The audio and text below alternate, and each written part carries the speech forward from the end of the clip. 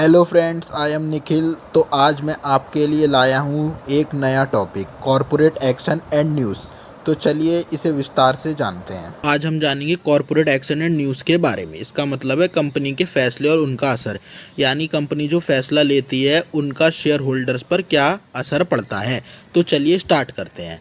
जब हम एक शेयर के मालिक यानी शेयर होल्डर्स बनते हैं तो कंपनी समय समय पर कुछ ऐसा फैसला लेती है जो आपके पास शेयर्स की संख्या या उनकी कीमत बदल देती है।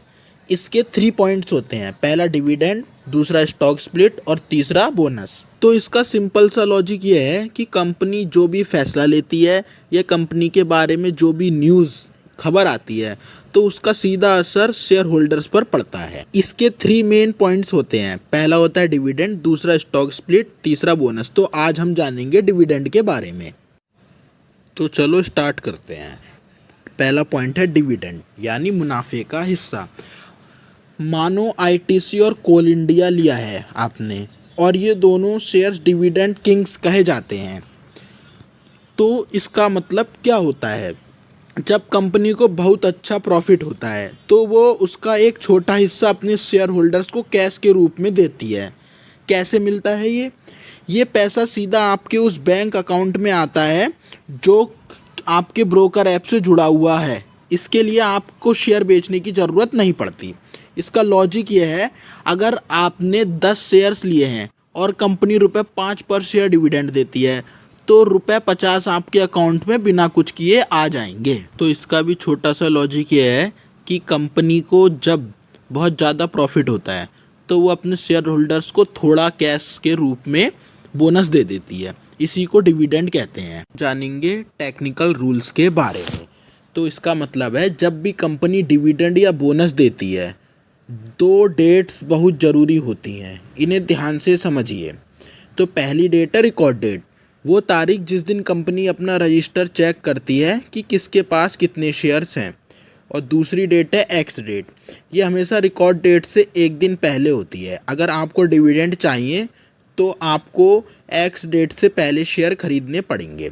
तो इसका सिंपल सा लॉजिक ये है, अगर आप एक्स डेट वाले दिन या उसके बाद शेयर खरीदते हैं तो आपको वो डिविडेंड या बोनस नहीं मिलेगा। इसका सीधा सा मतलब है, अगर आपको किसी भी कंपनी का डिविडेंड चाहिए तो उसकी रिकॉर्ड डेट देखो और एक्स डेट देखो, और एक्स डेट यानी 10 तारीख है तो आपको 9 तारीख या 8 तारीख को शेयर खरीदने पड़ेंगे, तभी आपको डिविडेंड मिलेगा। तो इसका एक ज़रूरी टेबल मैंने बनाया है।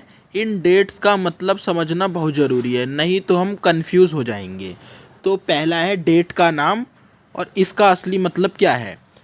पहला है अनाउंसमेंट डेट, जिस दिन कंपनी ने न्यूज़ सुनाई कि हम डिविडेंड देंगे। दूसरी है एक्स डेट, सबसे इम्पोर्टेंट, इससे एक दिन पहले तक शेयर आपके पास होने चाहिए। तीसरा है रिकॉर्ड डेट, कंपनी अपना रजिस्टर में आपका नाम चेक करती है कि आपके पास शेयर है या नहीं।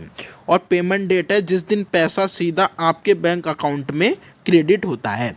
एग्जाम्पल मान लीजिए आईटीसी ने कहा कि वो ₹5 का डिविडेंड देगी, एक्स डेट होगी उसकी 10 फरवरी। अगर आपने 9 फरवरी को शेयर खरीदे तो आपको डिविडेंड मिलेगा।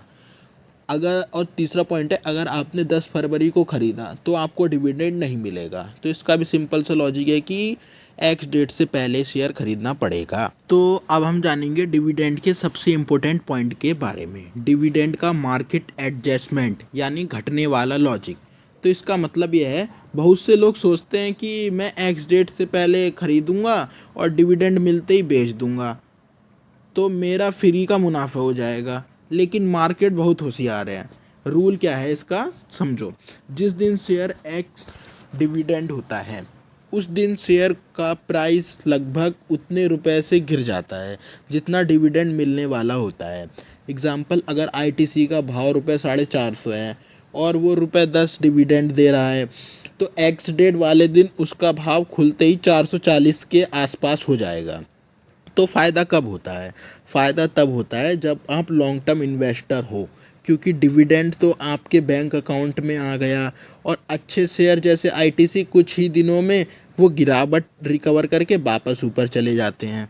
तो फ्रेंड्स, अगर आपको डिविडेंड चाहिए तो एक्स डेट से पहले शेयर को खरीदना पड़ेगा, लेकिन उसके तुरंत बाद बेचोगे तो आपको डिविडेंड लेने का कोई फ़ायदा नहीं होगा, क्योंकि आपको थोड़े दिन होल्ड करना पड़ेगा, तभी आपको मुनाफा होगा। क्योंकि डिविडेंड जब भी मिलता है तो शेयर का प्राइस उतने ही रुपए नीचे गिर जाता है। तो दोस्तों, ये था डिविडेंड का छोटा सा लॉजिक जो मैंने आपको एकदम सिंपल भाषा में सिखा दिया है।